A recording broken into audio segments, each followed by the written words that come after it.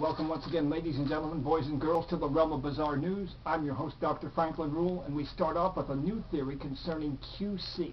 Quetzalcoatl, the flying dinosaur named after the Aztec feathered serpent. These are also known as pterosaurs or winged lizards. They existed in all three dinosaur eras: Triassic, Jurassic, and Cretaceous. Existed from 65 million to 230 million years ago in all parts of the globe. Some were the size of bumblebees, others as large as jetliners. Some ate insects, others fish, others carrion, others were vegetarians, and yet others were general carnivores. Now, I should stress that they did not evolve into birds despite the fact that they flew.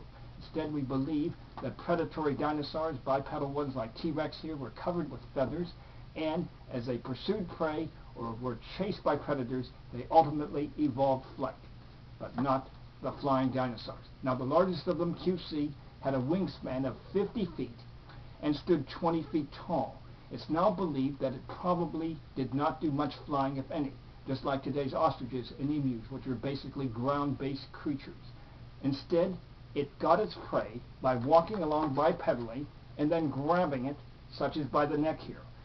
Could even have eaten baby T-Rexes. Its neck was about 10 feet long, and its beak about 10 feet long also, about 20 feet tall overall, such as a giraffe or T-Rex.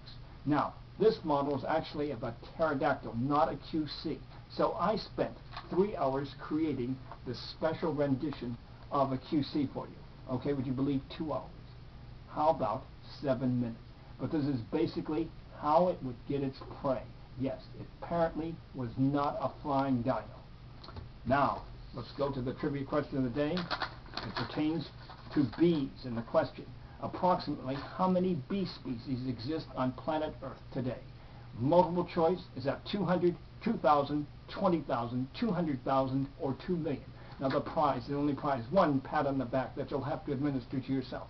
Heck of a lot better than a slap on the belly with a wet trout. Now, speaking of bees, a man down in Mobile, Alabama, a victim of the Hurricane Katrina, was living in a trailer, and in his shed he noticed that bees were swarming around a towel. So he sprayed them with gasoline and set them afire. The good news, the bees are gone. The bad news, the shed caught fire, which then burned down his trailer, causing $80,000 in damage.